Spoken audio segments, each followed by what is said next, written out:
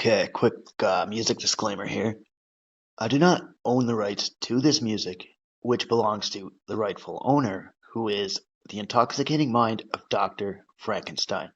So he made my intro and my outro, and I hope you guys enjoy. Check them out on Spotify and YouTube, and no copyright infringement is intended. Have a good day.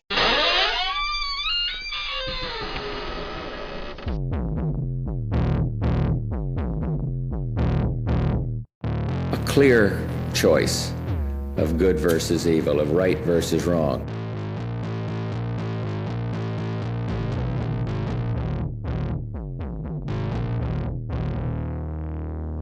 Twisted Tales.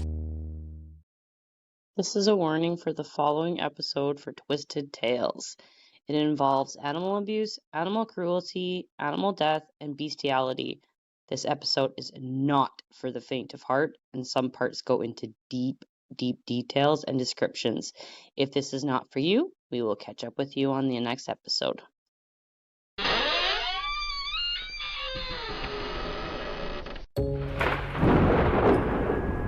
If you like paranormal, true crime, and some cryptids, or just anything weird, check out Ouch, Was That a Ghost?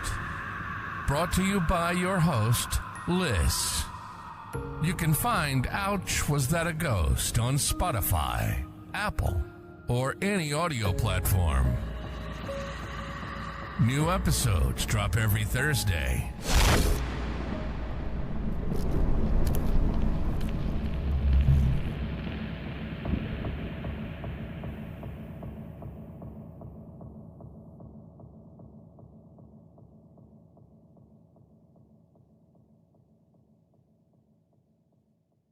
Okay, well, welcome back to Twisted Tales, folks. Oh, wait, I'm sorry. Tonight's episode is, Ouch, Was That a Twist? Because I have a guest, and her name is Liz from Ouch, Was That a Ghost? Say hi, Liz. Hello, thank you for having me on again. Not a problem at all. Thank you for joining me at 2 a.m. in the morning. 2 a.m. Here it's 4. Oh, shit. You've time traveled? It's called insomnia. Yeah, I fucking hear that. Alright, so I guess you want to just dive right into this terrible fucking case? Sure. Let's All get right. it. Yeah. Okay, so I mean, there's really no way that I can beat around the bush on this one here. Like, it's gonna be very graphic and very detailed. So, yeah, we'll have that going for us. Okay, I don't really know what the case is about, so. This one's gonna be about a case on a man named Adam Britton. So, this one here will talk about things about animal cruelty, shock websites, bestiality, Oh my and gosh. this guy's just a very terrible person. So, his full name is Adam Robert Corden Britton, and he was born back in 1971 in Wakefield, West Yorkshire. This guy here killed, raped, and tortured dogs as a pastime. So, like I said, it's probably the worst case that I've ever covered, you know what I mean? But Yeah, what do you definitely. yeah, it's gonna be pretty rough. I'll just let my viewers know, like, you guys can, like, skip this episode altogether if you want, or you can travel along with me on all this fuckery. So, your choice. On the fuckery, okay. Would you like to continue? I think I'm stuck. I don't think I have the skip option. So, yeah, continue. All right. And like, I looked up all the details on this guy, and it's terrible. He's capable of fucking everything. There's my dog jumping on the couch. Hear those little paws? And this is a recent, I want your dog, by the way. He's adorable. This is a recent case? Yeah, about 2022 he was arrested for all this. Oh, wow. Yeah, I mean, like, growing up, this guy had a little bit of weirdness about him. He had friends, he went to school, his parents were good to him, all that stuff, right? But around the time he was 7 or 8 years old, he actually started to hurt small animals. He would do all sorts of, like, different things to them. And then, eventually, he would kill them. Dun, dun, dun. That's not a good sign. No, it's not at all. So give or take, some 4 years later, he'd be around the age of 12 now. The Oh, idea, this was all before 12 he was killing animals? yeah, it was about 7 or 8. Yeah, I know. So, I mean, even the idea of killing small animals, like, would eventually start to bore this guy. And his interest then turned sexual. So, by the time he was 13, he was kind of fence jumping. Like, he'd hop over, like, farmers' fences and stuff like that. And he would molest different horses in the fields and stuff. Yeah. I don't know how I can ask things on this, but wouldn't, like, the logistics of it just seem very off, but Oh, yeah, no, I'll get into all this, trust me. okay. I'm just trying to, get this going here. Oh my But gosh. I mean, like, it's, like I said, it's a fucked up case. And honestly, like, it was an overwhelming sense to be sexual with horses to him, I guess. Like, I know he had some sadistic ways and everything here, newfound curiosity and stuff. It started getting the better of him, right? But I mean, killing animals when you're really that young, something's wrong with your fucking brain. Yeah, I feel like a lot of them it's like nature versus nurture thing. Like some children are born into really abusive homes and that's the only way they can feel power. Like I'm not a psychologist, very far from it. But some kids are just born evil, you know what I mean? Yeah, I mean, it's some That's guys have like this kid had a good upbringing and shit. I don't get it, you know? that's so were his parents aware of any of this? No, he pretty much kept all this shit to himself. Cuz that's so recent too. That's so strange. Yeah. So Britton had started to molest the horses here, and he did this for quite some time. This was before he was able to like repress his urges and stuff. So he knew what he was doing was wrong. You know what I mean? Mhm. And he hid all this pretty well throughout his early years too. Like even throughout his teens and stuff, he was still able to focus on life and his schooling and everything like that. He went to Queen Elizabeth Grammar School. So this is a public school in Wakefield, England, up in the United Kingdom. So this is the area that he was from. Okay. So we probably won't hold that against him or whatever, right? But Across the pond. across the way by. So the school was established back in the year 1591. It was founded by a man named Thomas Saville, and the place taught roughly 680 students here. It's located at 154 Northgate, Wakefield, and the original school was up on like Brook Street or some shit. But in his days here, Britton would start to write like blogs and all that stuff because he wanted to follow a career in, get this, veterinary medicine or veterinary science. What the fuck? Why? So he loved animals. Yeah, not in the way he's supposed to love them. That's right. But, I mean, both of these fucking. No, you're just. Oh, it's gross. I don't know. Try writing 50 pages of this. Yeah, it takes a lot to really like shock or make my stomach turn, and this is already doing that. We'll continue on with this. Okay. So yeah, I mean, like both of these, like veterinary medicine and the science, are like pretty well practiced anyway, right? I mean, they do involve working with animals and coming up with solutions to animal health problems.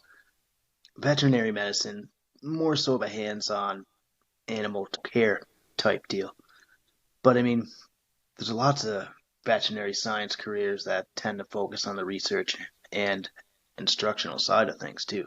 So I mean, whatever thing he was going to choose was just going to be fucked up because it dealt with animals, and the way that he dealt with animals wasn't right. Yeah, definitely. So sometime during school here, he decided to change his path, and he wanted to become a zoologist. So he decided to study zoology, and this is the scientific study of animals. So a zoology course here can lead to like a degree, provide you with in-depth knowledge in areas like ethology, that's like animal behavior, animal biology, animal evolution, and diversity and whatnot, right?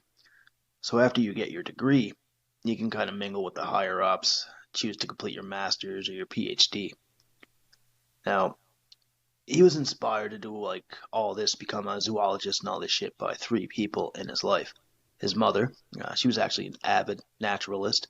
His teacher, his name was Val Richards, and Sir David Attenborough.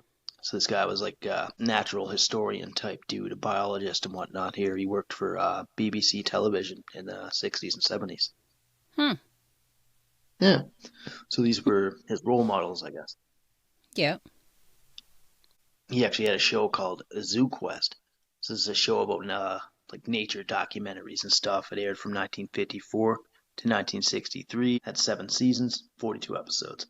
So this is a guy that Britton would admire. He watched the show and everything.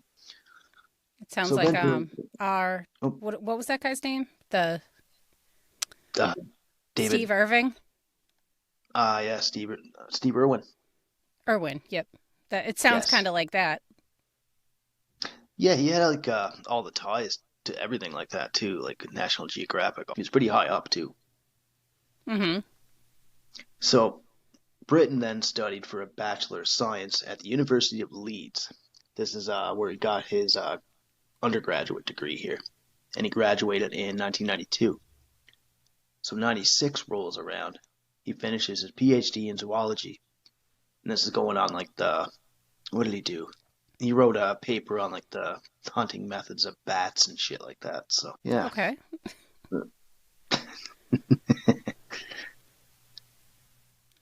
So this was at the University of Bristol. So all his newfound knowledge and everything here, he could now kind of dip out of the United Kingdom and do what he really wanted. And what that was to go over to research crocodiles. Because he had been fascinated with these since he was a kid. Hopefully not in the way that we just talked about. But True. oh yeah, no, it gets better. Maybe it gets worse. I don't think it gets better if you described what happened at the beginning. So he had high hopes to help the relationship between humans and reptiles. So mid-90s, Britton packed up his bags and he moved to the Northern Territory of Australia so we can get a better understanding of crocodiles and everything. And thing is, like, some of the shit that he would say too, like, he made this statement here, like, he would always tell people, if you don't understand them, you don't really have much hope on trying to convince people that they're worth conserving. So, just talking about fucking If crocodiles. you don't understand crocodiles, then they don't. What was the quote? I'm sorry. He said, if you don't understand crocodiles, you don't really have much hope of trying to convince people that they're worth conserving. So, Okay. I don't know. That sounds pretty shitty, huh? No. Yeah. That was his platform, I guess. Oh, whatever. I don't know. Let's see. So where he moved to was the Northern Territory of Australia, and this is home to like the biggest saltwater crocodile population on the planet. Now, these crocodiles here, they're pretty aggressive, really dangerous crocodiles, and it's a little known fact that they actually exceed the Komodo dragon in size. So that's how big they get. Ooh. Ooh, I know. Would you like me to do a comparison to animals or anything? You know, the Komodo dragon to the crocodile? Comparison of them? Yeah. If it pertains to the case, sure. No, it doesn't. No? Oh, it's just random facts? If you want to, Yeah. sure. I'm here for the ride. I've wasted 14 minutes of your time. Oh, you're good. Relax. No, I can't. I'm acting up now.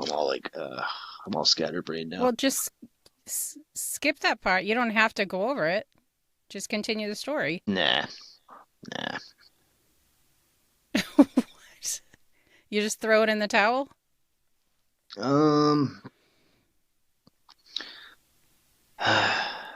Well, who would win, the Komodo dragon or the saltwater crocodile in a fight? the saltwater crocodile because he's very notorious for like attacking humans and stuff. Plus, the thing is here, like they're much larger, they're heavier than Komodo dragons. They can actually exceed 13 feet in length and weigh over 1,000 pounds. But the Komodo dragon, he only grows like 10 feet and weighs up to 150 pounds, so Yeah, he'd but be they thrown look like around. they lift. They look like they don't skip arm day. Yeah, they're pretty, both of them are pretty dangerous, actually. What is it here? Like Komodo dragons, too, like they ambush like humans and shit, too. Like they can run like, was it 20 kilometers an hour in short bursts? Ugh. Yeah, yeah. Like they're kind of cute from far away, but the way that their body stands, it's almost like a crab walk. So to see that thing just coming at you so fast. And I don't know if the tongue stays in or out of the mouth when he's running, but I would, nope, nope, nope, Do you want me to look up that fact for you? no. I don't want Just to. check. Yeah. So Komodo dragons actually, they have one a little deadly asset too. They have a venomous bite. This can be fatal, but I mean, if the two did fight, the crocodile would most likely come out on top. The venomous bite out of their teeth or what? Or the Yeah. saliva? Through their teeth and everything. Hmm. Yeah, I didn't know that either. Yuck.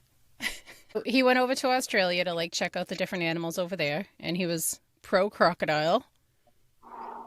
Yes, he was. He was anti Komodo dragon.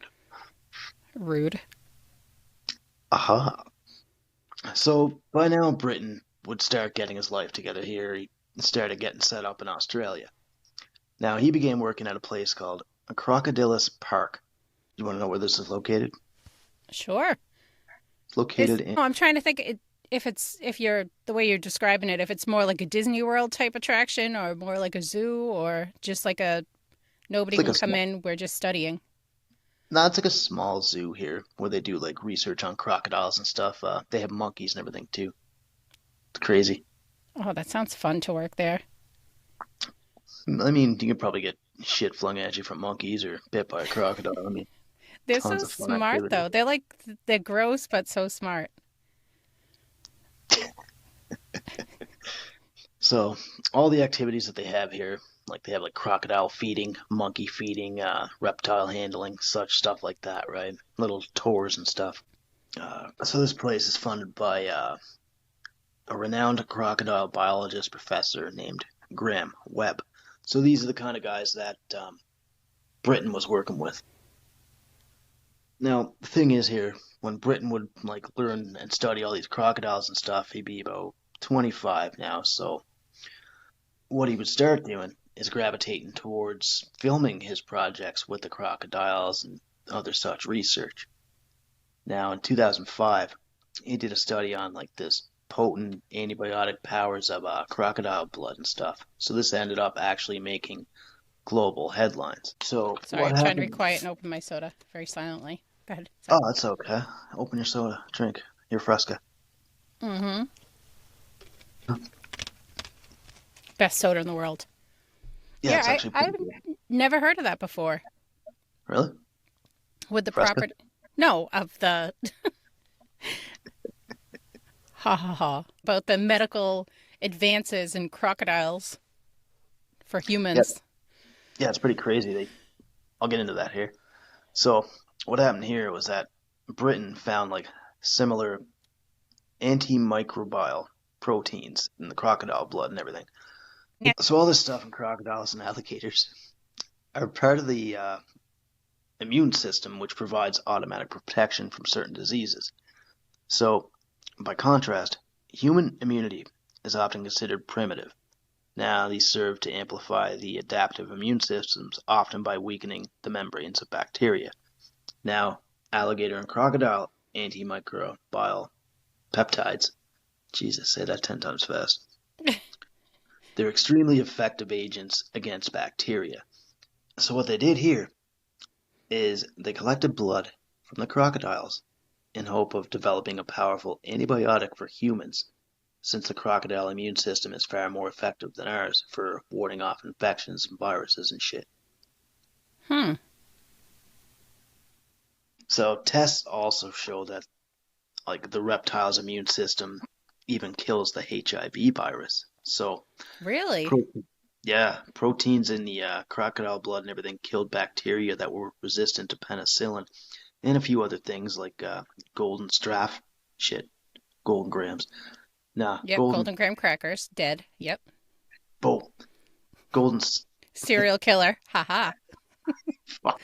Sorry. Good. I'll shut up. No, no, don't. It's awesome. I'm glad we're recording at 2 a.m. Thank you. So yeah, so all that would kill the bacteria that were resistant to penicillin and all this other medical stuff I don't want to pronounce. Yeah, so he was So doing some good work. He wasn't a scumbag his whole life. Well, he no, was, but I guess. but I mean he kept all this shit to himself at an early age, right? I mean even then he knew that he was fucked up, but what do you do? Just fucking suppress all that shit, I guess, and that's what he did for fucking years. Now, with all this new research that was going on, like Britton's name was kind of in the headlines for a bit, all for his DNA crocodile stuff. Now he was becoming very well known. He had his name out there now, right? Mm-hmm. So he was doing quite well as an up and coming researcher. He would work with like senior researchers to help him progress in his field and all that. Now, he would collect, analyze, interpret data. This was to help the company make informed decisions and stuff like that. So he started progressing here, and he was working at the Charles Darwin University here after he left Crocodilus Park. As we're on the subject here of this park here, Crocodilus. So Britton didn't make too many friends here because they all thought he was like reasonably good at his job and stuff, but some saw him as like this fucking jagoff type dude. He was a egotist who actually passed off a lot of the other people's research work as his own, and then he took all the credit for himself. Boom, scumbag. Yeah, that's not a way to make friends. No, it's not. Now, an egotist is a person that like pretty conceited or self-absorbed, a person who considers himself or herself, but in this case, Whoa, whoa, himself. whoa. Was that at me? No, I'm just kidding. Boom. So they appear to be better or think that they're better or more important than other people, but they're not. Mm-hmm. Some other peers actually thought of him like this guy is kind of shy, but he was nice enough, a tad antisocial, kind of the odd man out type deal here, but he was good at what he did. So I mean, this kind of kept him fucking going or whatever, right? Yep. And this did catch the eye of a certain woman. Her name was Erin. Ooh, no oohs, no ahs. Ooh, ah. Thank you. So she was also kind of in the same field as Britton here. The two hit it off. She worked as a wildlife ranger and biologist. Now, a wildlife ranger, they're involved in like protection and management of national parks and stuff, other natural areas, shit like that. Now, the two go on expeditions time to time. Sometimes they go together. Sometimes they go separate. Now, I believe Britton actually ended up in Antarctica there for some time there because he was doing some shit up that way. Now, Erin, she would go on like international expeditions over the course of her life on different zoology expeditions and shit. So eventually work would bring them together, work would bring them back home kind of thing, right? Mm-hmm. Now, since the two were spending so much time together, it wasn't long before they eventually started dating, and then both of them, with their love for crocodiles and everything, they had a lot in common, same goals in life, all that shit. They decided to get married. So they bought a home. This was a 3-bedroom home up in McMinnis Lagoon. Did they have a Crocodile Dundee themed wedding? I did not find anything in my notes. Oh, okay. But I mean, that's not a knife. This is a knife. And this is kind of like up in McMinnis Lagoons, up in an outer suburban area up in Darwin. This is along the, what is it? The Arnhem Highway, which is 30 kilometers south of Darwin. It's a 227-kilometer highway in the Northern Territory of Australia. This spot here, a nice little spot. I had a bunch of tree lines all around, a swimming pool, and this is where they kept some of their saltwater crocodiles. They built their different things that they needed for them and stuff here. The whole place was huge. It was like 2.5 acres of land here. Britain purchased this in 2004 for like $250,000. Mm-hmm. Oh, and it's kind of like a large, bunch of land here up near, guess this place, Humpty Doo. I want to live there. Me too.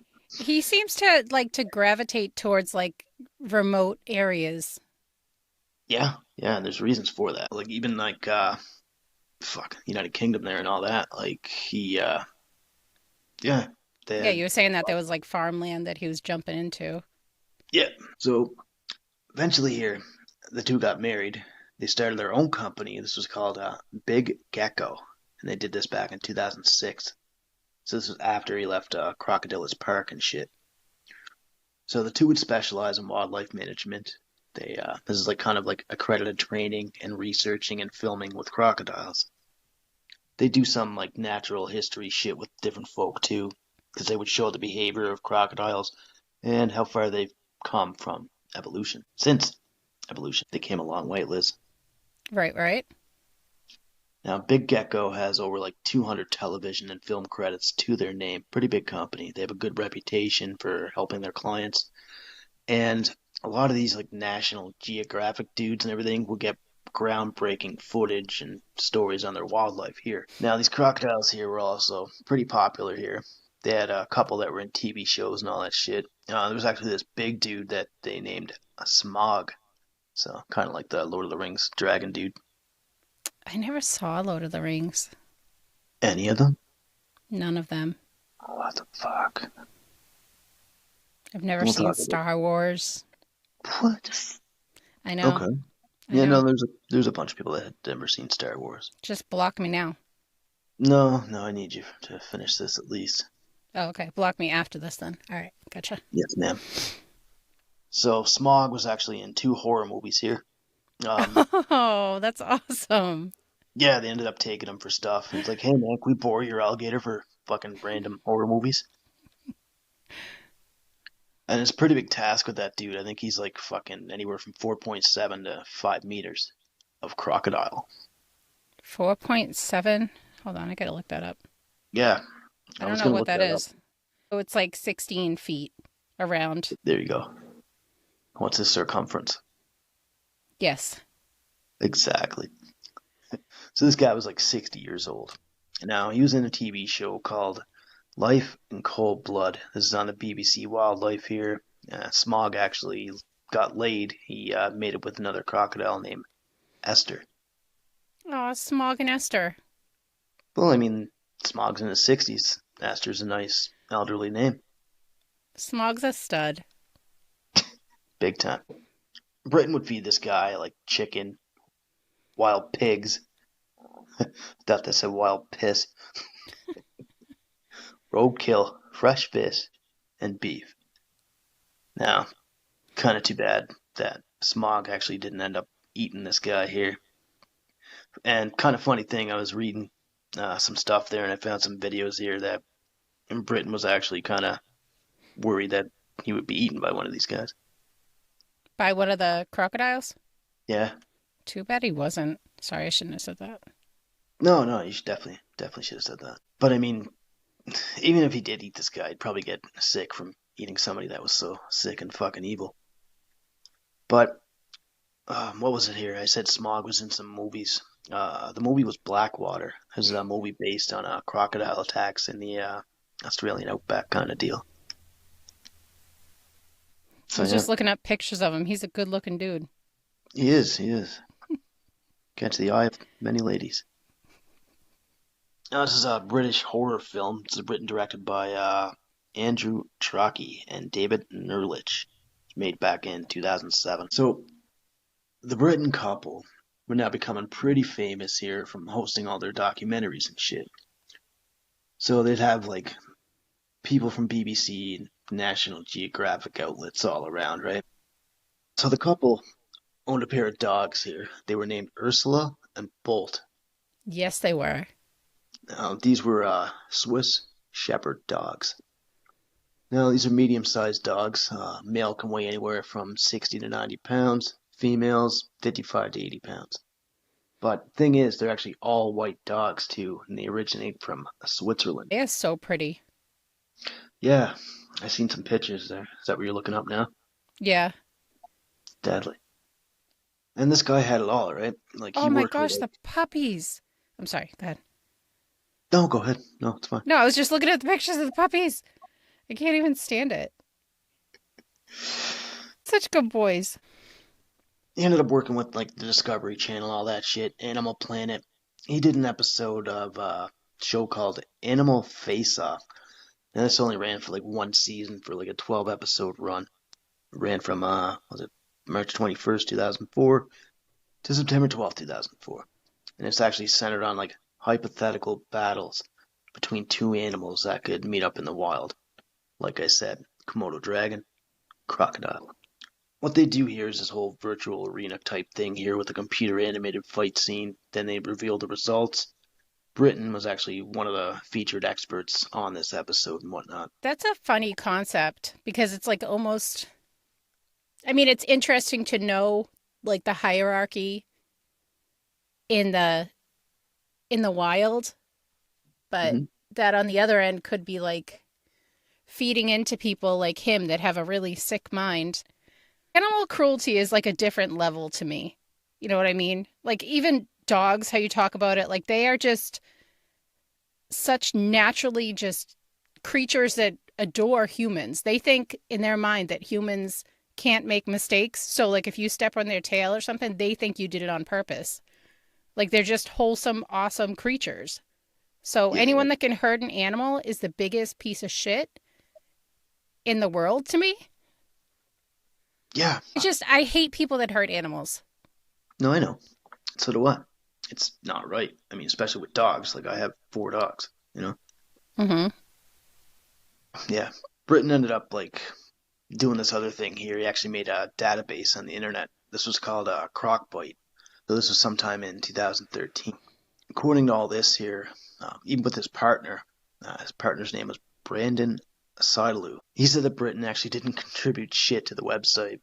His partner did all the work, and the most Britton did was pay for the website domain. And this website here is actually like it records crocodile attacks and stuff, so compiles all the reports, then the speed Attacks on other animals or on humans or what? On humans. Okay. So the purpose of this here is to kind of better understand the risk factors leading to such attacks. Ultimately, help improve human safety, keep them fucking away from crocodiles. I don't know, like why do people like, hey, look at this crocodile, he's so cute, and then they get fucking eaten. Whatever. This whole Crocbite here database was actually funded by some people from the Charles Darwin University that he worked at. I think they gave him like 10 grand or something like that. So this was just to help with ongoing maintenance and other improvement costs and shit. And the website actually has recorded 5,256 total incidents from around the world. Australia, East Africa, India. But even with all this fame and greatness and shit here, Britton couldn't really fight off some of those old habits, right? I mean, old habits die hard sometimes. So he tried to repress all of his animal fucking cruelty and sexuality. His fantasies and all this started coming back. This was in his like 20s and 30s here that this started coming back. So he was like 25 now, and he was getting all these fantasies coming back into his head. It wasn't long before he started to relive some of this fucking glory day shit here. Well, at least to him anyway. Relive it like in his mind or acting it out? Acting it out. Ugh. Yeah. Now, around 2014, Britton started, like, kind of small here. He began engaging in sexual activities with the 2 dogs that he owned, Ursula and Bolt. And once he started, he couldn't stop. And this is something that he actually hid from his wife very well. Like, he never told a fucking soul about this either. But being the famous dickhead that he was, he needed and wanted notoriety for his acts and everything, right? So what he started to do was go down the rabbit hole of the dark web. Never a good place to go. Definitely not. No. So by this time, him and his wife Erin were pretty much falling out, whatever. They didn't share a bedroom or anything, they just shared a house. They slept in separate rooms. Both still worked. They maintained their mutual respect, their friendship to one another and whatnot. But they weren't romantically involved with each other for a number of years. So Adam's urges had gotten a little bit out of control here, and he knew that it was going to get worse. He couldn't hurt the family dogs to the point of like death or anything, but he'd just have some explaining to do to his wife then. But she was now like kind of diving deep into her career. She was leaving Britton at home, and while he was at home, he would spend a significant amount of time and hours on the computer. So just became totally withdrawn. Now, due to her traveling abroad from work, he could now do whatever the fuck he wanted in her absence. So he had all the time in the world to think about what he wanted to do, how he wanted to relive his fantasies and shit. Ugh. Yeah, because Erin worked, she was doing her ranger job here. Sometimes it would be like 3 hours away from Darwin, almost daily. And when she wasn't working, she did her expeditions and stuff. She wasn't sticking around, hanging around with him. So she would go off on like month-long international zoology expeditions. So Britton had this great idea in his sick fucking head that he would go online and find dogs that were being rehomed due to people's like new jobs, or they were moving away, or they were really sick and couldn't take care of their animals and what have you. So that's how he got some of these dogs, if not all of them. Now, and these people would just give Britton like their loved animals, right? I mean, thinking they would be given to like this wicked new home and everything. I mean, this dude's a well-known fucking animal dude. So, I mean, animals were his life. They knew him from TV and stuff. This kind of gave him the pull that he needed to obtain these dogs and pull the wool over the old owner's eyes and stuff like that. Now, the website that he frequented was called Gumtree Australia.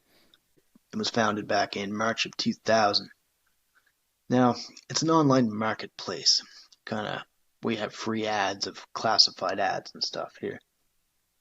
Britton would send messages to the folk here that were rehoming their dogs. He'd give them some like sob-ass bullshit story here, which I actually have a couple stories here, and I'll read a couple of them off to you here. So one of Britton's messages between one of the dog owners here was, "Hi, I'm sorry to hear your health prevents you from continuing to keep Kiki. That can't be an easy decision. Perhaps I can make it slightly easier by ensuring that she finds a good home with me. I've had quite a few dogs over the years of different personalities, and I'm sure that I can bring Kiki around. Now, I'm the kind of person who wants the dog to be close at all times. The place seems empty otherwise. I'll contact your sister later and hopefully arrange something." And then it goes on. "The only thing is, I could only take her after Sunday lunchtime. The next few days are a little busy, but I'd rather give her my full attention for the first few days. If I bring her home, I should be able to arrange to meet her this week. I'll be talking to you. Cheers, Adam." Now, next one here says, "I'm very interested to meet your 1.5-year-old girl with a view to give her a good home. I live in a 5-acre block in Humpty Doo, so no other dogs would be an issue. There's lots of space to play, and I like my house dogs too, so she'll have the best of both worlds, because he'd have her inside, he'd have her outside type deal." Yeah. And these poor owners thinking that they're giving their dogs these great homes. Yeah, how fucking wrong they'd be. But they didn't know. Yeah, no, it's not their fault at all. I'm just saying, like, these people are shit. Your fur babies are so important to you, you know? They're like children. He said, "I haven't had a dog since my last girl died a few months ago, but I miss her and need another companion. I just saw your ad and your situation. Hopefully, I can help you out by offering her a great home. I'll give your sister a ring tomorrow. Hopefully, arrange something. Cheers, Adam. I don't know why he wouldn't call these people directly. That's 2 fucking messages. He's like, hey man, I'm gonna call your sister. Hmm. Did you notice that? I noticed that. Yeah, that's odd. Well, you Yeah. said he was kind of introverted and kind of weird, right? Yeah, that's right. Blame it on the weirdness. So he sent these messages as kindly as he could be, but behind the scenes, we know it was just a completely different story, right?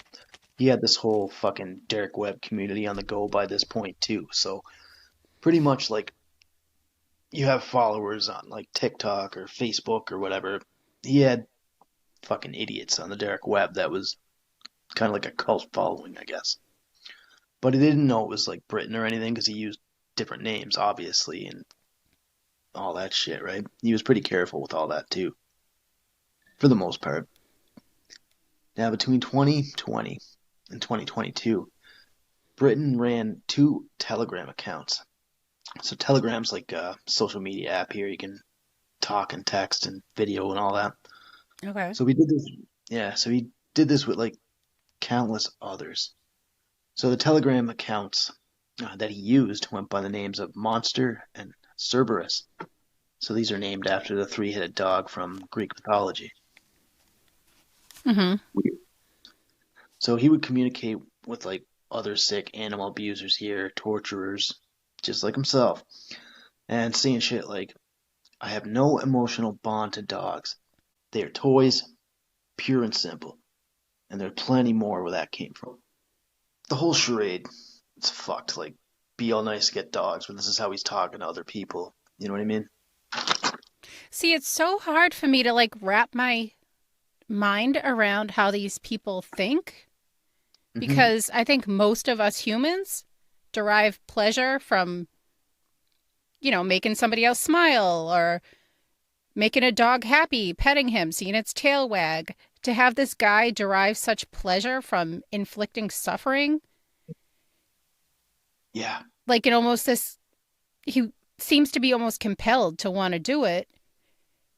I don't know. It's just so contrary to human behavior that it's like beyond my understanding, and it seems way beyond rehabilitation. He needs to be just taken out of society. Yeah. Would have been a good thing, but, even if he would have fucking went to doctors or whatever, right? I mean, which is what he should have did because he knew something was wrong with his fucking head. How are you even gonna fucking diagnose that? I mean, they will. They have medical terms and everything, but it's just, what do you say? Like, I like to fucking kill animals and it sexually arouses me and stuff. Like, it's a lot to take in. Yeah, I just can't grasp that evilness or that want to hurt an animal that's so helpless and, you know what I mean, looks to you for everything. Yeah. Yeah, you're And supposed to take care of them and be there for them and all that. But Britain would send out messages like the ones that I previously mentioned here, answering all this, like animal listings and everything here, saying that he has a nice home and he'd look after the dogs. But once he would get the pets, it's going to get bad here, Liz. He would take them and torture them and abuse them in a specially designed shipping container that he specially made up, fitted with like recording equipment. He would videotape the abuse, sexually abuse, and rape all these poor fucking dogs. Then he would upload these videos to his private chat friends on Telegram app and whatever fucked up website he could find. that weirdly sounds like the Toy Box Killer. I was actually sent that not too long ago too. That's crazy how you brought that up. What, the case or? No, the toy box killer, yeah. Yeah, because that's pretty much what he did is he made a shipping container. Yeah, he bought And one, I think, and he had it on his land. So he would use the recordings of this animal abuse here as cruelty, bestiality, and he would share them with other sick fucking individuals here that were on the app Telegram. Now, like I said, this app is a social media and instant messaging app. So this allows users to exchange messages, share media and files, hold private conversations, or like video calls, live stream, stuff like that, right? Now, the app was founded back in March of 2013, and it grew because Telegram by July 2024 had like 950 million monthly active users and over 1 billion app downloads. So there's a lot. Think of how many people out of 1 billion were fucking crazy, just like Britain. Probably not a lot, but I mean, there's probably he did have a following. He did have a community on there. Yeah, I'm like speechless. I can't believe there were that many people that were sitting there watching that, enjoying it. I'm assuming enjoying it Yeah, and getting there's a his lot of, social media views by torturing and killing these animals. and it's just weird how he got his fucking jollies off doing that, like torturing dogs and like he just loved this newfound fame, I guess, here because he was already a celebrity, but he couldn't tell anybody. So why wouldn't he become a celebrity in this whole shock culture field type deal, right? And this was Uh, all while his wife was away, so she never came back when he was in his storage no, unit. no, she came back. Like she would just leave for like a month at a time and shit, right? Travel far and do stuff with animals, record stuff, and then figure things out, right? It was her job. Hmm. So these videos were so violent and obscene here that even other internet users that were finding them like all over the web here, like you click on the wrong thing or something, it would direct you to this site or something, right? So pissed a lot of people off. They began doing their own internet sleuthing and stuff just to find out who the fuck this dude was. Now over time, the families who had gave up their beloved pets to the animal celebrity here, they would message him just to see how they were. You know, how's our dog? How's little buddy and all this? And that's where Britton would actually just give them some bullshit here, right? He would actually take pics of the dogs when he first got them, then like a few more over time, just to make sure there were photos, because in case any of this shit had ever come up, he'd be like, oh yeah, he's fine, right? So he kind of thought ahead, you know, if in case he ever got any of these messages. But he would just send the owners like old pictures and shit. But by the time that they would message him and ask how the dog was doing and everything, he already fucking killed them.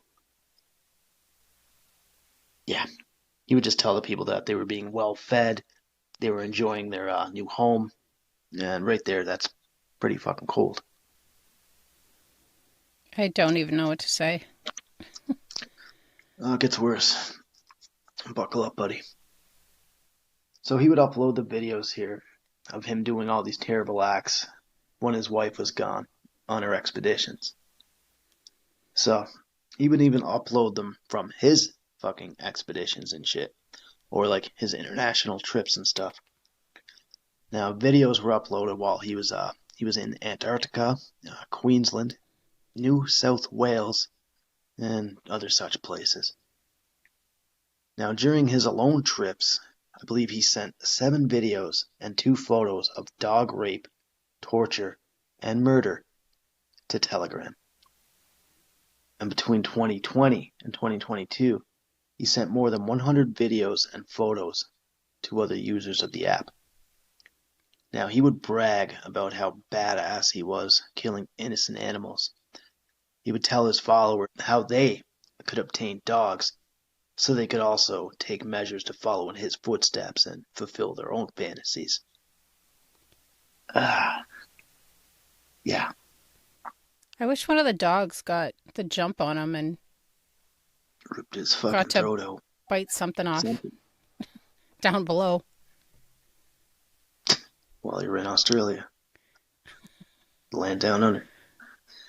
So, now I did find a couple conversations between Britain and other users.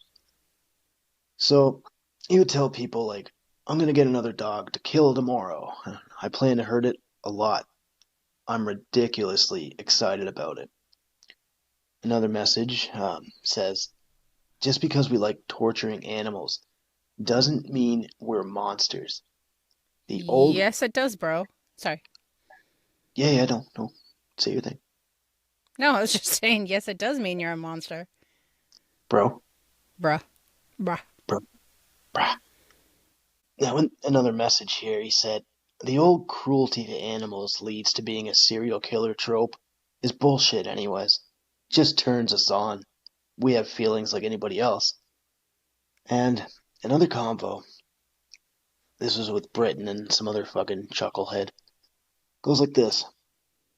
Now, Britton was using the name Monster at this time here, so this is how he was talking. So it goes, you want to try torturing or snuffing out a dog? It's worth it. The other user, God, yes I do. Have you done it? Britton, I have. It will change your life for the better.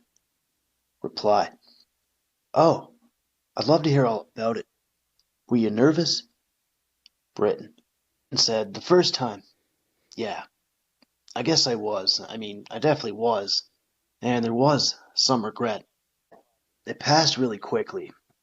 And then I did another one a week later. And that one I did not regret either.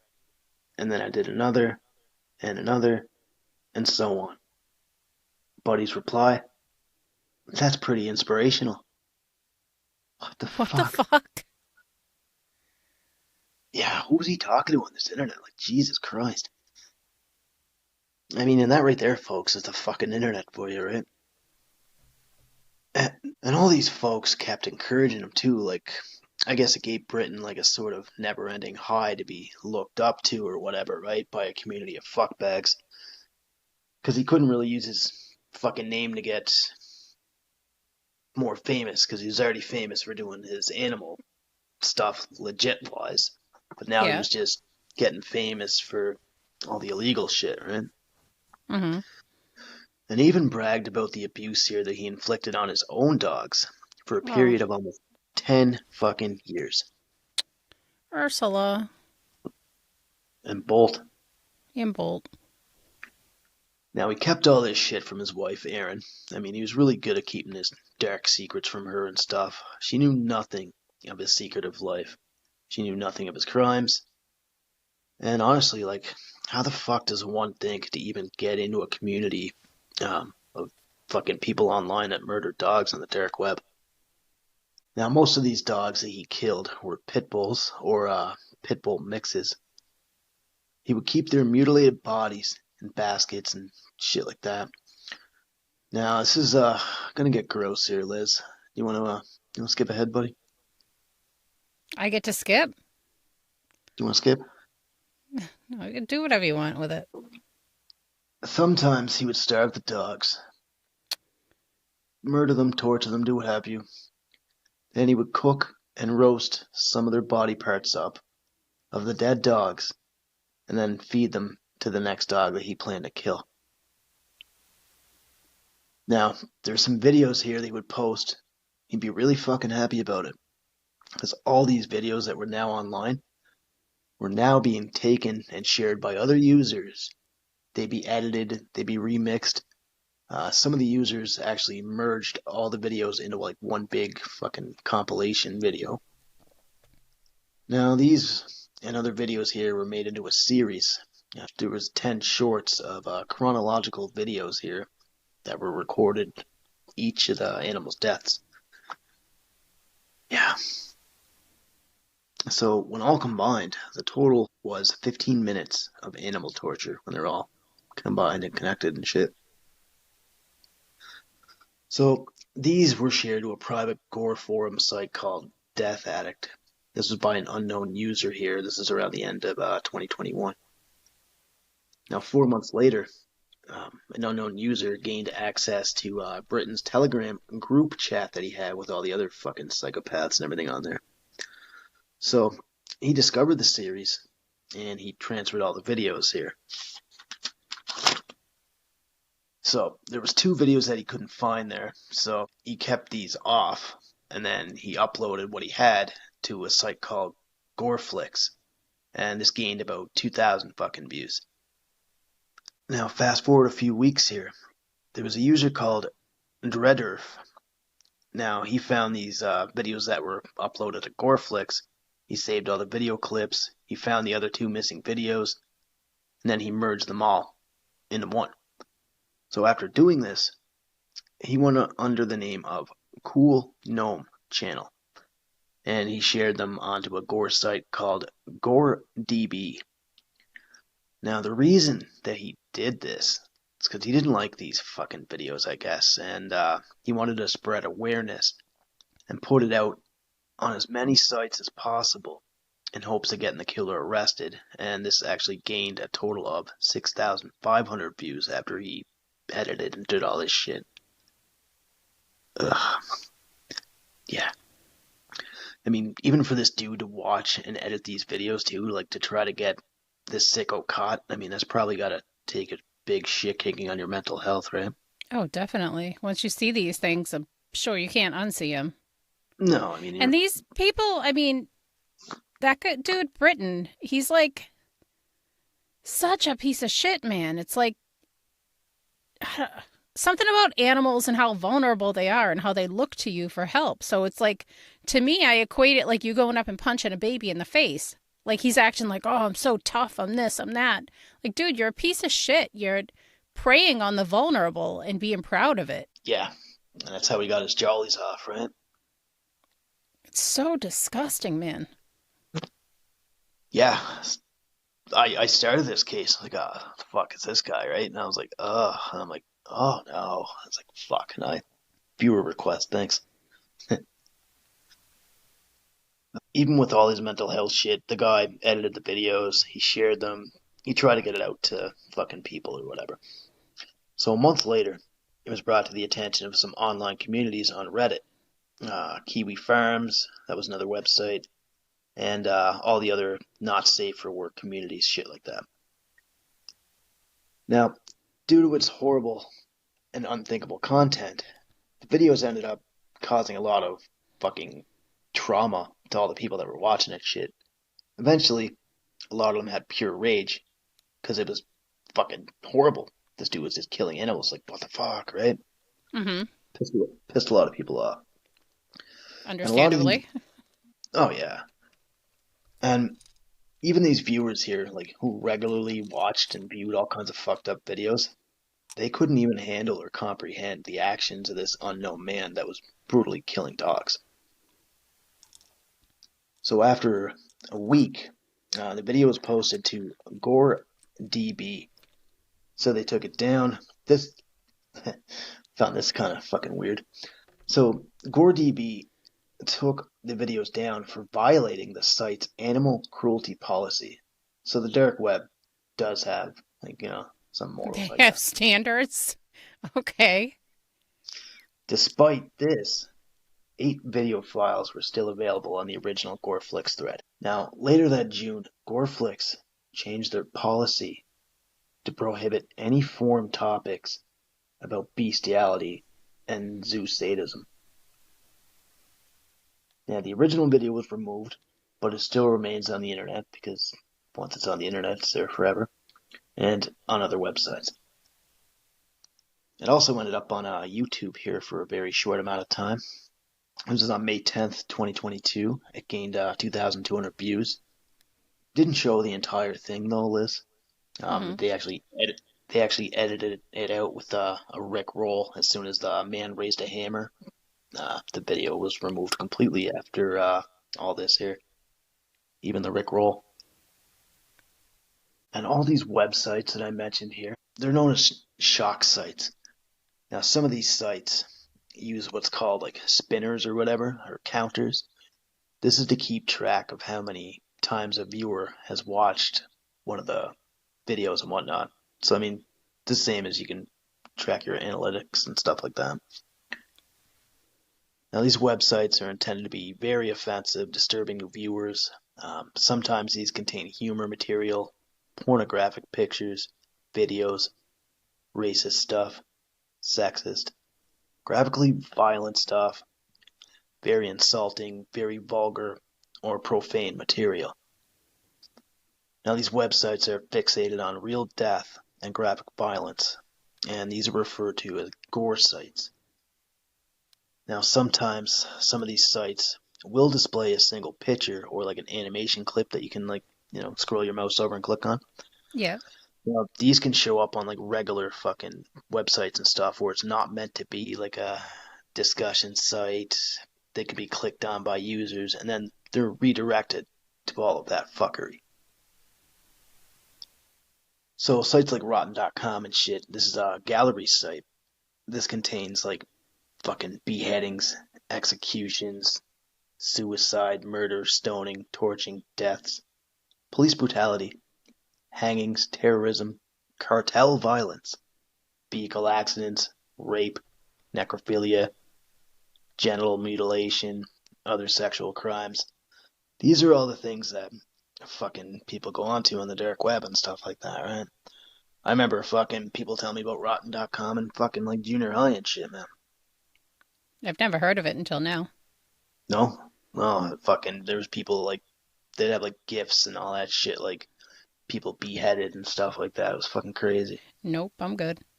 Yeah, no, fuck. Like I said, man, fucking, it's crazy. Now, some of the users of these sites here take the material, they make them into GIFs, make them into memes, then they would make their own sites to display like all this fan-made artwork and bullshit like that. And funny thing, there's like no federal law or state legislation in the United States that outlaws possessing or viewing videos or images that depict death of a human being. Crazy, huh? However, like websites that require users to upload illegal content or actively encourage users to create and share this illegal content, they can be held liable, right?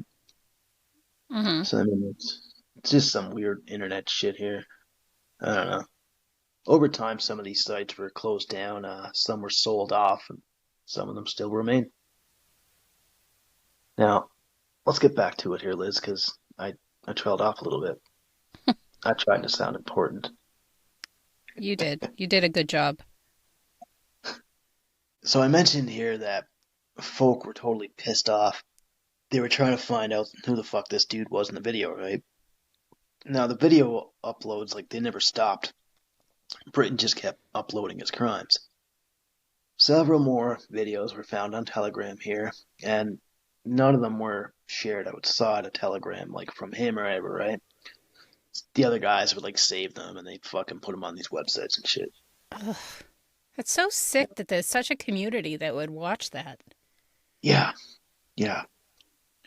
And even, like, when I was doing all this research and shit there, like, I literally clicked on a fucking link, and then it brought me to something that I wasn't looking for. I'm like, I had to fucking hit back. And then there was fucking pictures of, like, this dog all fucking duct taped and shit. And I'm like, no, How did you research this, having dogs? It's hard. It's hard. Very fucking hard. I would have straight skipped this. You're a better podcaster than I am. Oh, fuck. Terrible, buddy. So most of these were made in, like, shorts or clips, I guess. So these were of a man humiliating and murdering dogs in many unrelated ways.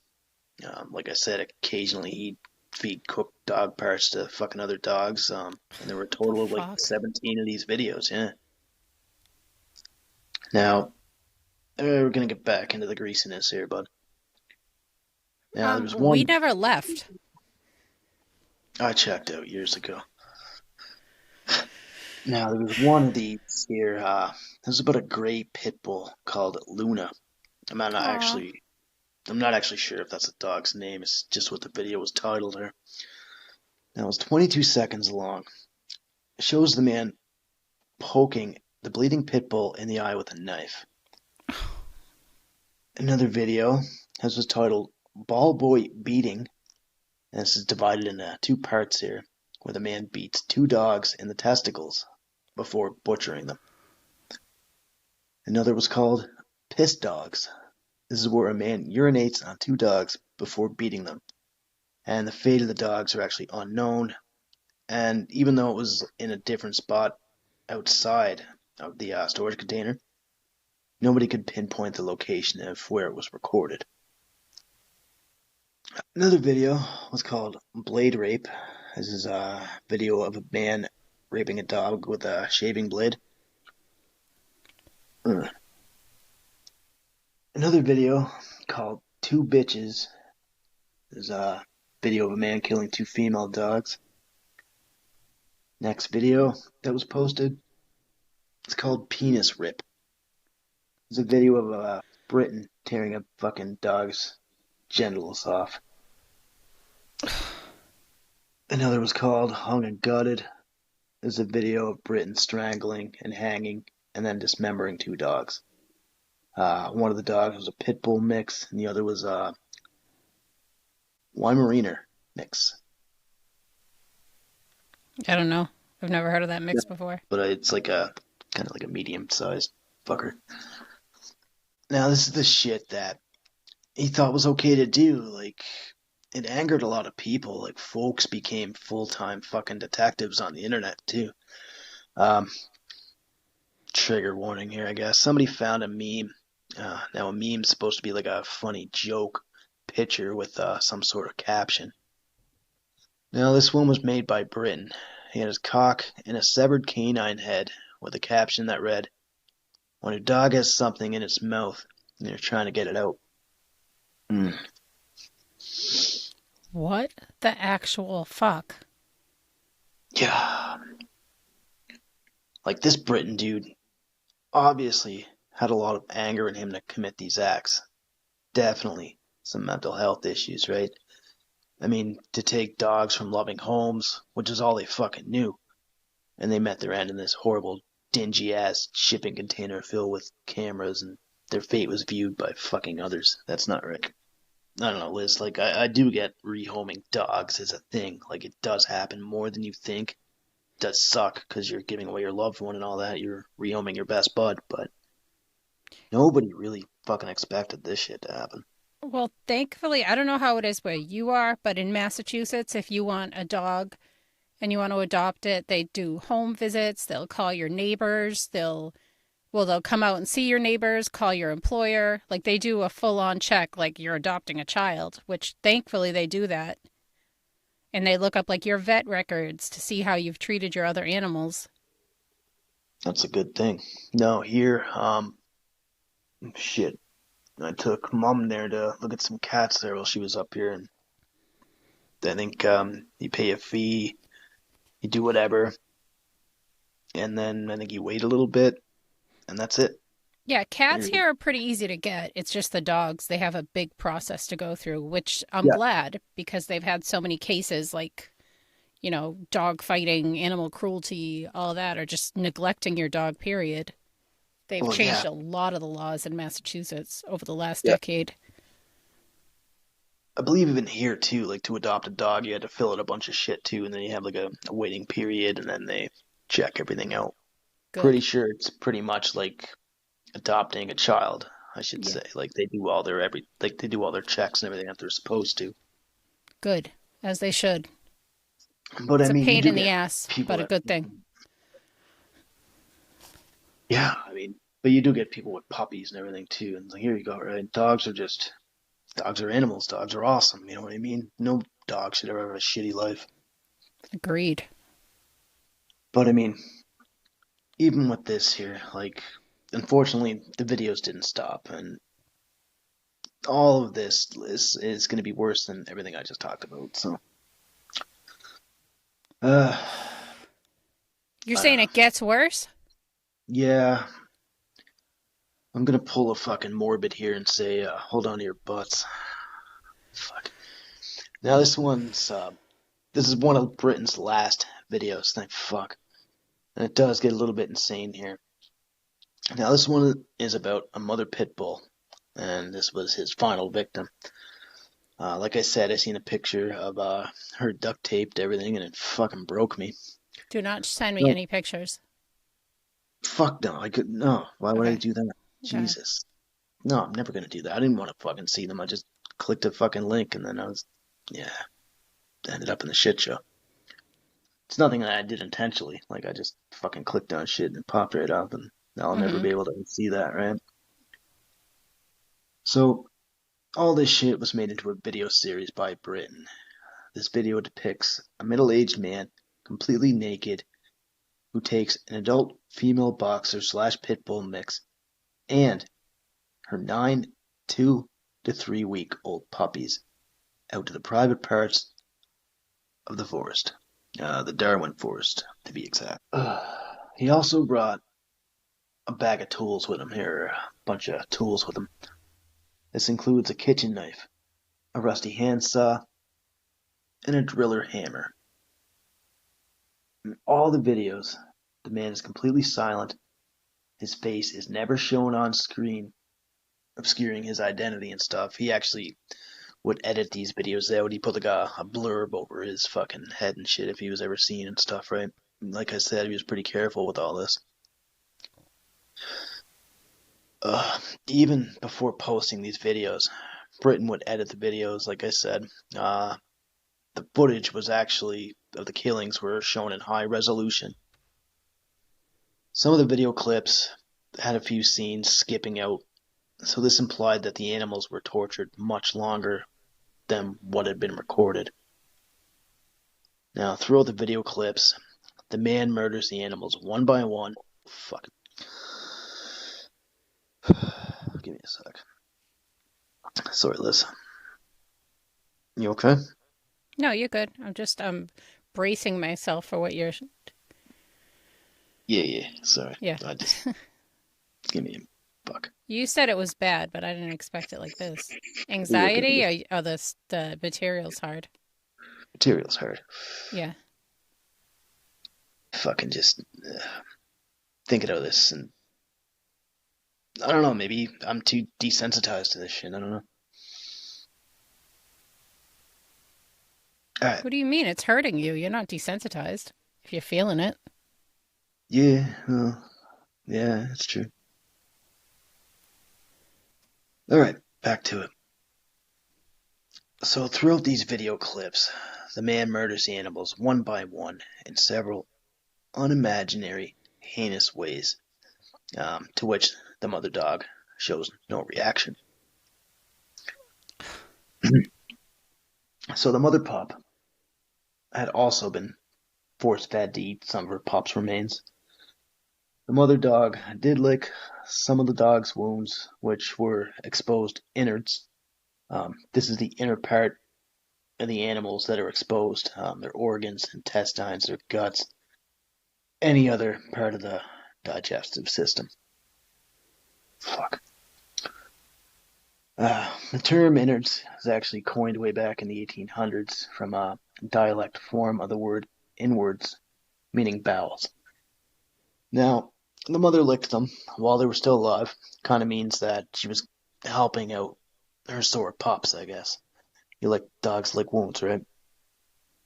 Yeah. Fuck. There are about 10 videos of the dog killings, and now I fucking get to go into details on this, I guess, more so. I'm not looking forward to this, but details are fucking gruesome. And this right here is who the fuck Adam Britton truly fucking was. Pup number 1. Britton picks up the first defenseless pup, places it on a log, uses the drill hammer to damage its skull. Pup 2. Britton places another pup on the same log, saws his body in half with the saw. Pup 3. Britton puts the pup on a log. In the process, he stomps on the pup several times, sits on the pup with his bare ass, rubs the dead pup with his testicles, and then he starts masturbating. He finishes, puts the pup in the mother dog's mouth, shuts her muzzle. This is only for a bit.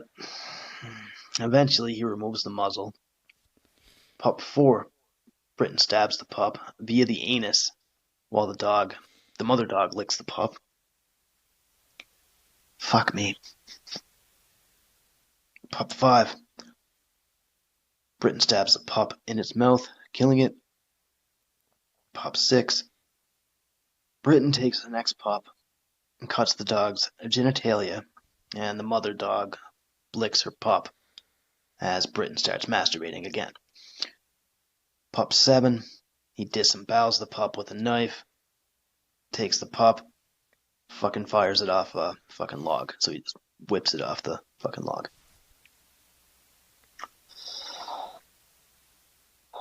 Pup 9. He breaks the pup's limbs with his bare hands, then disembowels it with a knife, then decapitates the pup with a saw, ejaculates onto his head. Fuck. Now, the mother, the final victim, Britton urinates in the dog's mouth, mobilizes the dog with the duct tape around her muzzle, ankles, and wrists, ties her to a dead tree with a leash. Then he beats her in several ways, then removes the duct tape from around her mouth, places 3 dead pups in a fucking hole that he cut into the mother dog before he beat her to death. This video was dubbed 1 Bitch, 9 Pups. When the shit got posted, it drew a lot of attention. I can fucking see why.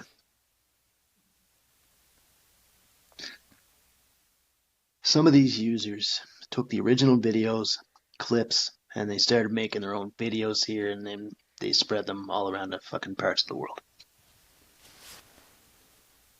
People are fucking... You okay?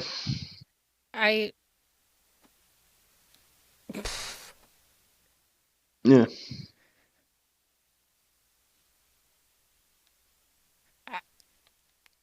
I love you. Fuck, I love you, buddy. I'm sorry. That is so fucked. Those poor babies, that poor mama, and that sick fuck. Yeah. I have no words. I don't know what to say. I know. I'll get through this very quickly. Try to. So, lots of folk ended up putting in their hours to try and stop this dude once and for all, right? I mean, even though these videos are fucked, they suffered through them to look for clues.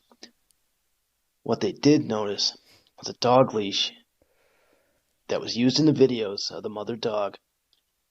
This was a orange City of Darwin dog leash. So it had a logo on it there. This logo said, "Great pets start with you." This is a motto from the Pet Council headquarters up in Darwin, Australia. So they narrowed things down, and now at least they had a location. Fuck. So, a dude online, his name was Mushrooms4. He emailed the police about the 1 Bitch, 9 Puppies video. He sent the photos of the dog to the councils at the Darwin to see if they can identify the dog and whatnot. So, once the police got the footage, didn't take them long to figure out that it was Adam Britton. Now, they went off facts, kind of watching the videos of the man in the woods. He was middle-aged. Some of the voice clips that they heard off like other videos and texts and shit like that. He had an Australian accent, and Britton actually lived in the Darwin area. He was middle-aged. And, yeah, even the man in the video, they try to see like any identifying marks and stuff. They found dot-like moles on his left forearm near the wrist. So the man in the video had these, and looking at Britton's TV stuff and everything, Britton had them too. So they're one and the same. So Mushroom 4 is a hero. Yeah, he's not a dick. No, they used the videos of the man and Britton's photos here from the TV shows that aired and stuff, and they ended up checking his Twitter, on his bio and everything. Take your time. That was a really, really tough little excerpt that you just said about the video. So don't Yeah, feel like you have to rush to get through anything. You literally made me tear up, and I am like a heartless person. I'd never do that. you're Like I not, don't cry. you're not hairless, buddy. You're a I'm fucking just good saying person. you did it to me with that whole thing. So I don't know how you got through it like that in one take. Mm, I've been off and on this stupid shit for a fucking week, but like I said, man, like these are fucking tales that nobody talks about, man. I mean, nobody fucking knows this shit. I didn't even know this shit. I've I didn't think never it was heard of gonna get. this. I never thought it was gonna get this fucking deep either. And I'm sorry that fucking I made you cry and everything. No, no, no. It is fucking touching. It's what happened. It's the piece of shit and what he did to that poor mother. Like the, and then getting sexual gratification off of it on the other end. It's mind boggling. Like I don't understand, and the whole thing is just so sick. Mm-hmm. They need to Brutal. bring back like old torture methods. Like a catapult. Listen to one of my Torture Tuesdays. That's one of the things they should do. Milk and honey 'em or something. Torture Tuesday. So they checked on this guy's Twitter. Fuck, I'm trying not to laugh. It's just the only fucking reaction I have. No, I laugh too because it's like it's such an uncomfortable subject, and You don't know what to fucking do. yeah, it's not like I think anything's funny. It's just you're so uncomfortable. What else do you do? Yeah. What was it here? Yeah, they checked his Twitter out, his bio and everything here, and dogs appeared as the last part in his list of interests. So it's kind of hinted that Britton and the killer kind of shared the same interests, I guess. Now, police also looked into his social media posts, and he hadn't been making much posts to social media via Twitter, Facebook, or Instagram lately, except for on Twitter here. There was a tweet reply on March 28th of 2022, and there was a liked tweet on April 15th. Other than that, there was no updates about his work or anything like that he would usually post, because he's always got to be the fucking center of attention with his animal shit, right? Mm-hmm. On the cleanliness, on the good side of the fucking things, right? Yep. The legal way, I should say. Sorry. Now, Yes. police knew that the two men were one of the same by his markings and his TV shows and shit, right?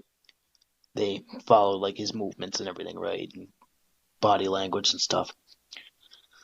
Now, the Telegram account that he used was also looked at. It had 114 threads. Now, some of these were about Britton telling folks how to obtain dogs. He also discussed his kill count. He discussed how he tortured each dog. And he sent more than 100 videos and photos to other users between the years of 2020 and 2022. His total of dogs that he killed that I could find mentioned was 39. So that's 39 dogs' lives that fucking ended to this prick. And I'm honestly, I'm sure there was more than this.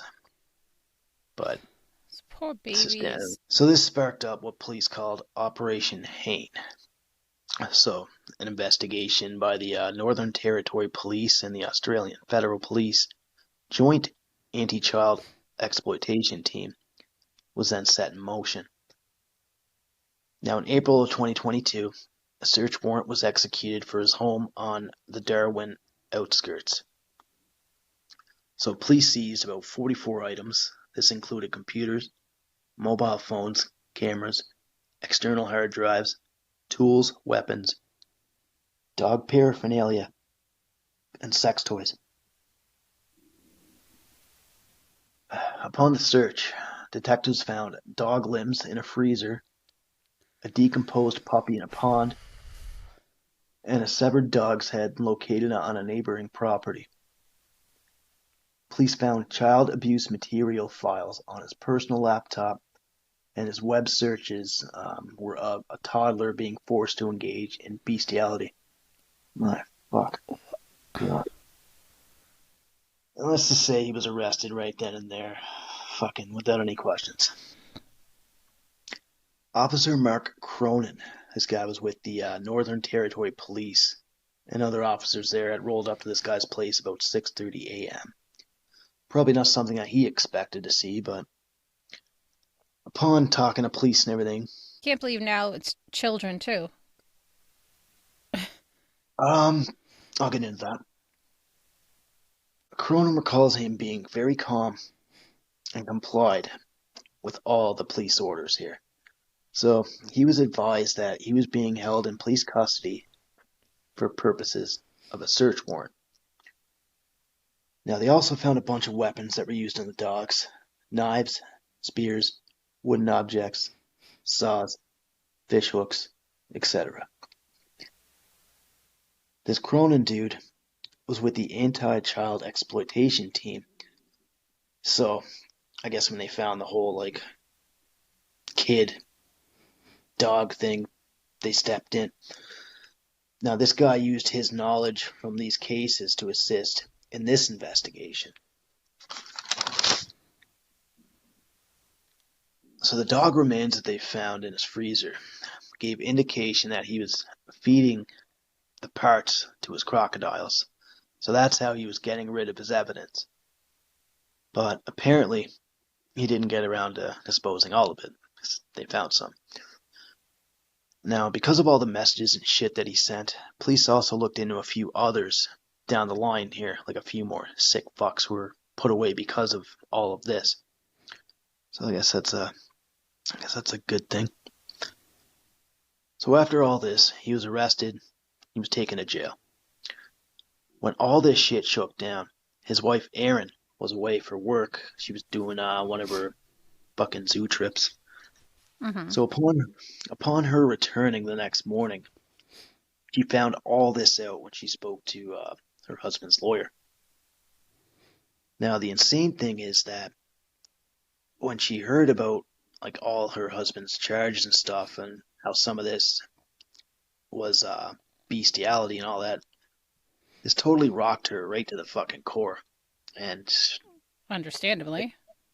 well, yeah, I mean, even though they weren't getting along or anything, you don't expect your fucking husband to be a goddamn psychopath. So, even with the charges of possessing child, pornography or whatever, it's believed that Britton has actually never physically harmed any children. Just dogs. So, as he sat in jail, Britton actually started to write letters to his wife. She read one of them, and that was enough for her to not even write back. So, Britton had totally ignored everything about his crimes, and he fucking carried on writing letters to her like nothing had happened. He actually asked her for some books they wanted to read. Non-fiction books about dog domestication, breed history, behaviors, and other associated sciences. And she was responding to his letters? No, she was getting letters. She only opened one of them. Okay. And, yeah. Not like judging her. I was just shocked that she would. No, it took her a few years. She didn't talk to fucking anybody for a while after this. She did a whole interview on fucking 60 Minutes Australia there. Poor thing. Yeah. Now, Britton couldn't remember the name of the book here that he wanted. But, fuck him. So his wife never opened up any more letters from him after that. It's thought that he wanted to use the books to continue his fucked up fantasies in his head while he was in jail. That's what I kind of figured. Yeah. Now, doctors looked into this piece of shit, too. They diagnosed him with severe deviant sexual conditions. These included zoophilia. This is sexual attraction to animals, which he had. Zoosadism. This is where sexual pleasure is derived from the cruelty to animals. How in the fuck? How would you even get to a point in your life that... That's what I mean. Like, I can't wrap my head around how these people think. No. I think that's why true crime fascinates me, because you want to like kind of connect, because they're another human, so you figure they should be somewhat similar to me mentally. But I just can't. Like, I don't understand. I don't understand having the urge to hurt anyone, especially animals. Yeah, no, especially animals. Animals, fuck, don't need this. Nobody really needs to be hurt or fucking anything, you know what I mean? Mm-hmm. Now, after this, his wife dropped the name of Britton, and she dipped out completely. Rightfully so. Mm-hmm. The house was listed by an independent realtor for the price of $790,000, and the caption on this here, the whole listing, was address available upon request. So, like, people are probably going to get there and be like, oh, wait a second, this is the home of the dog fucker. We don't want this fucking place. Yeah, Have and fun if there were selling it. that many remains and pieces found, there's probably still something there on the property. Guaranteed. Something that they don't find, or something that he hid away as a little trophy or something. Mm-hmm. So, I found this fucking odd. So even though they try to sell this place, the listing that got described, they described it as tranquility in the bush. What the fuck? That was the listing for the property? Yeah. Yeah, I mean, like, nice try, I guess. Like, we all know that those dogs didn't get any fucking tranquility. It was rumored that a bunch of angry folk had traveled up to the residence here to straight up fucking kill this guy, just for his actions and everything, but that was just a rumor. There was rumors that I found that they burned the whole fucking place to the ground, but He's again, literally probably safer incarcerated than out. yeah. I mean, they probably just, I couldn't even find the fucking name of the jail, like, that he's in. Like, I fucking, like, you obviously see with this case how far I went down with details. I could not find that detail.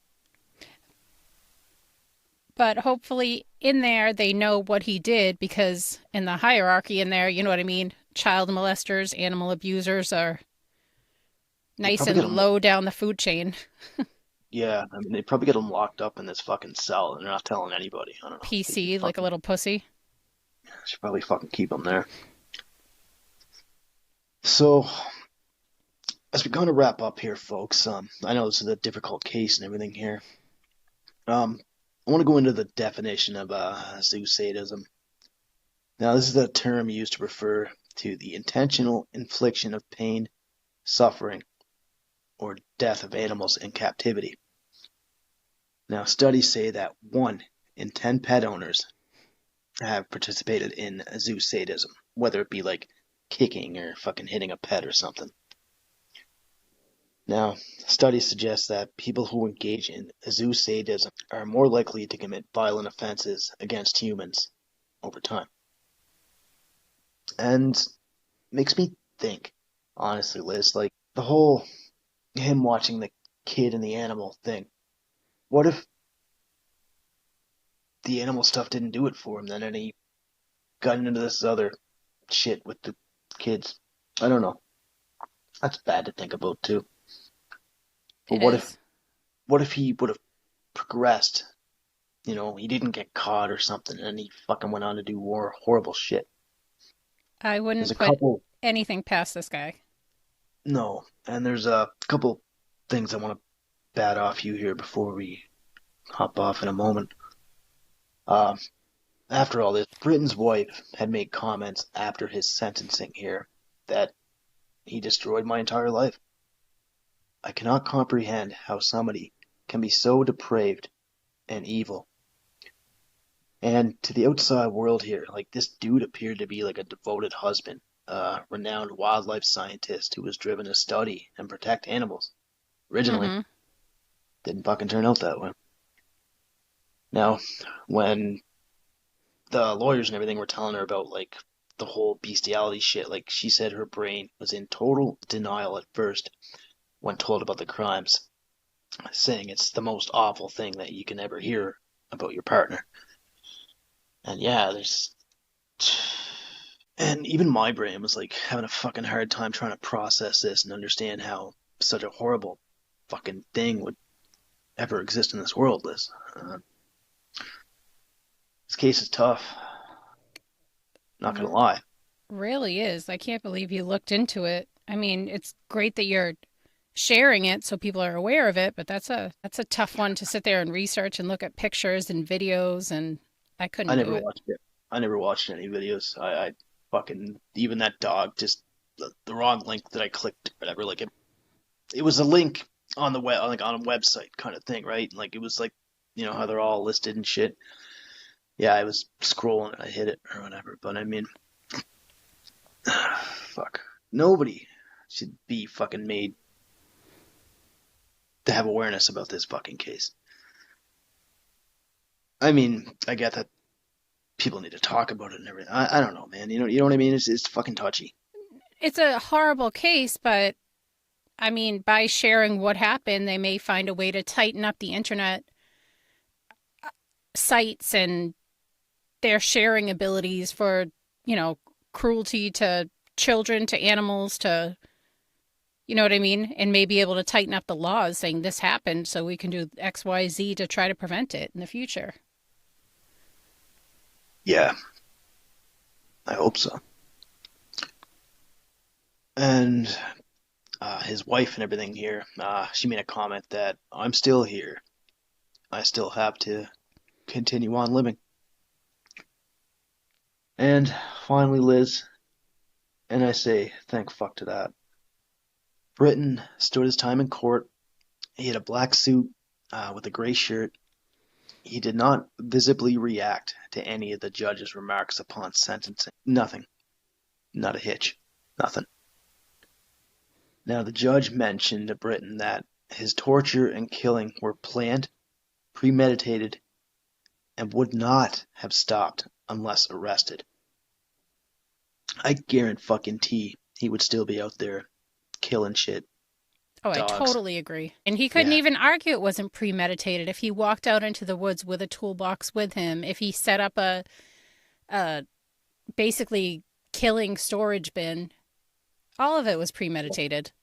Getting the animals, talking to them, taking the pictures ahead of time. Like, there's no question that it was all premeditated.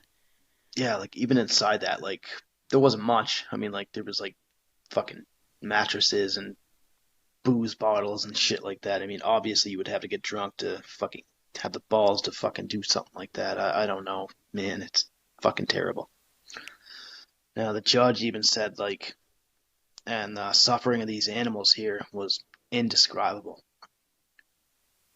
And even doctors and everything that looked at Britton after this found him to have a paraphilic disorder, but he was aware that his actions were wrong.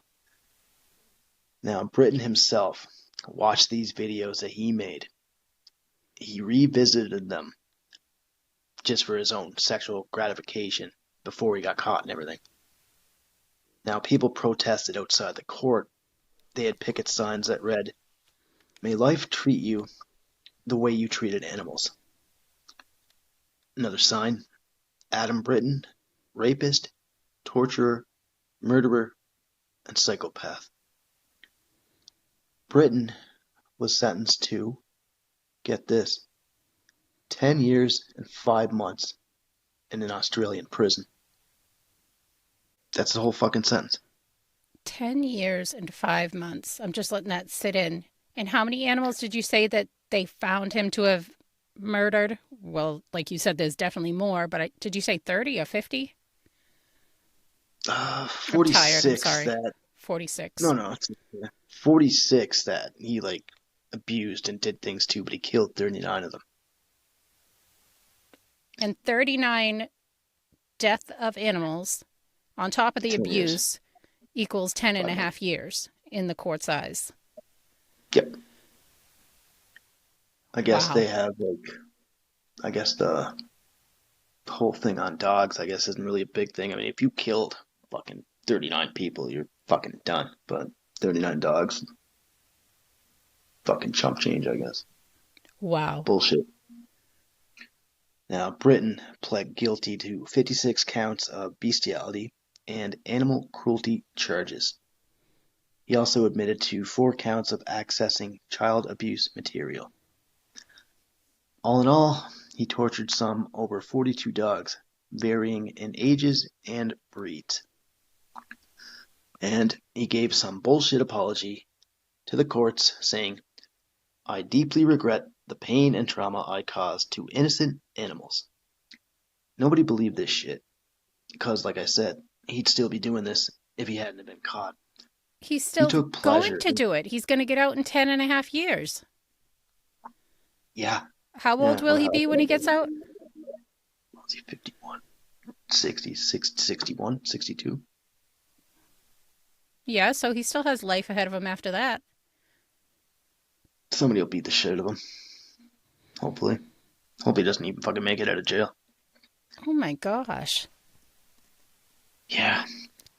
And like I said, fuck, even the judge here, he knew that he took pleasure in torturing these dogs here. The judge even told this guy, your depravity falls entirely outside of any ordinary human conception. Was that the max sentencing that the judge could give? I'm not really versed in Australian law. Me either. I think he ended up getting, some fucking time off for time served and shit, I guess, too. I know that much. Yeah, just probably waiting for the trial. Yeah. I'm not sure if that was a max or anything, but I do know, fucking dog laws and everything, are very less over that way, I guess. But, I mean, they're a lot more stricter now because of this case, obviously. I hate this story. You're welcome. Britton said to the court I'm sending you a picture of Robert the doll for this. Sorry, go ahead. Oh, God. We've covered him, have we not? I did it with Lee a while ago. I don't know if me and you did. But it's bad luck if you see the picture, so I'm sending you a picture of him. Thank you. No, I deserve it. So Britton said to the courts here during sentencing that he was suffering from a disorder that caused intense, atypical sexual interests that were harmful to others. I now acknowledge that I've been fighting a rare paraphilic disorder for much of my life, and fear and shame prevented me from seeking the proper help that I needed. Bullshit. Fear and shame, that's why he grew his, I don't even know if this is what you call it, dark web social media presence. And dog murdering. But he was gathering a following, and he's like, oh, I'm so ashamed. He's a dick. Agreed. Fuck this guy. Fuck this guy. And now he gets to spend some time in jail here now. Oh, and he'll be eligible for parole in September of 2028. So 4 more years. I have no words. Yeah, I think that's it tonight, folks. I think I'm fucking done with this case. Me and Liz would like to apologize for the graphicness of it. But I mean, like I said, Liz, all these cases that I'm given, I have to be fucking detailed on what I'm working on. All the fucking websites that I looked on and shit, man, didn't have the balls to fucking say everything, and I can see why. It's way too fucked, but I mean, I don't know. You know how I get it with my details and stuff, right? It's how I do my cases.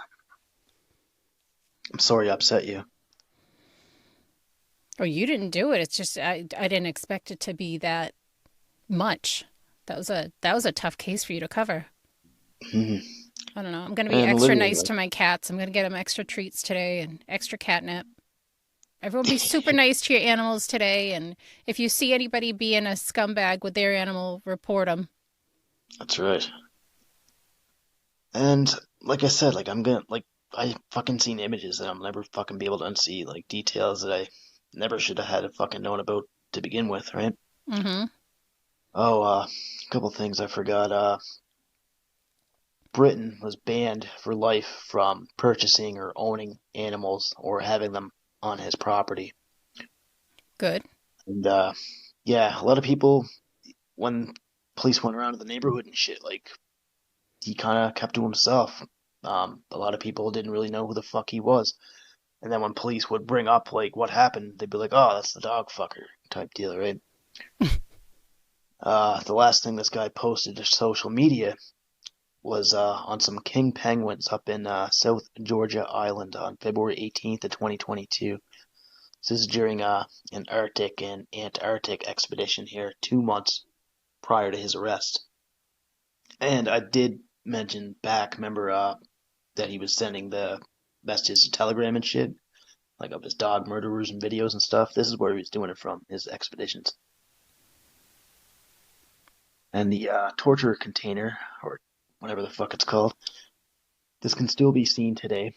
It's inside the fence at the front of the property, close to the road. There are padlocks on the fence, along with a sign from the Darwin City Council.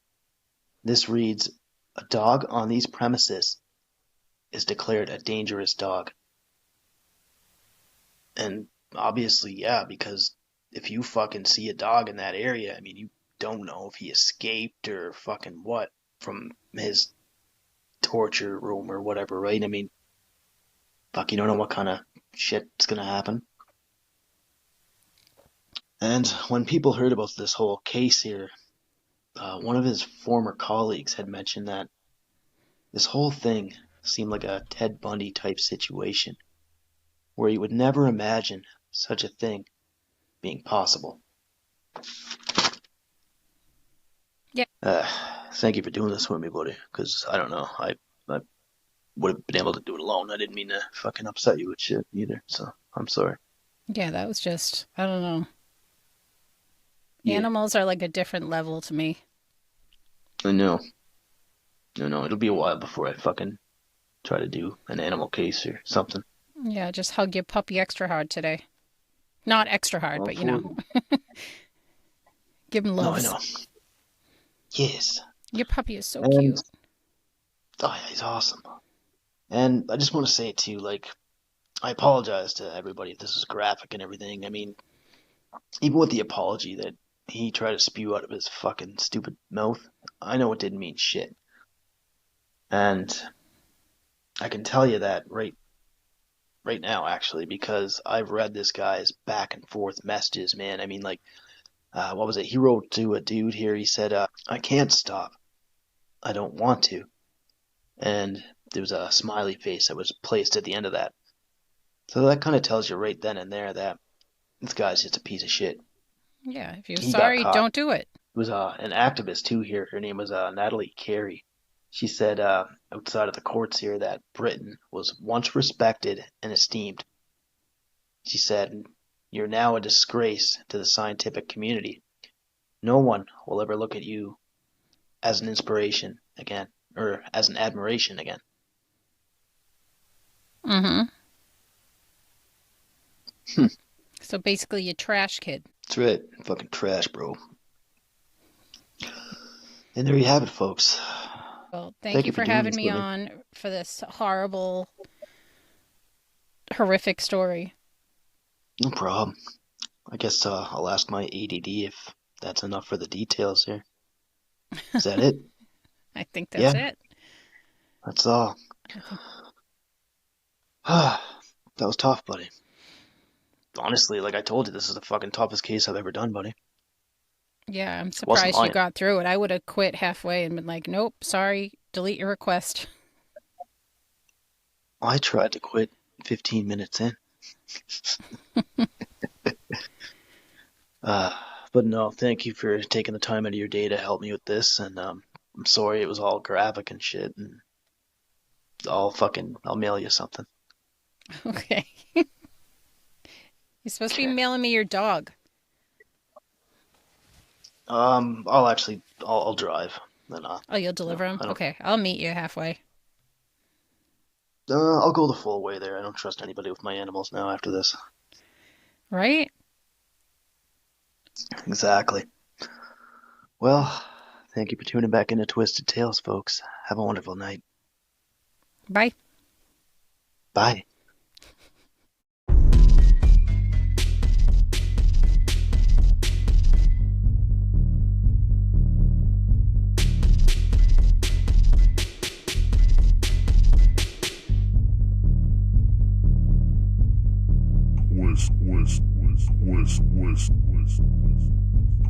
Twisted Tales.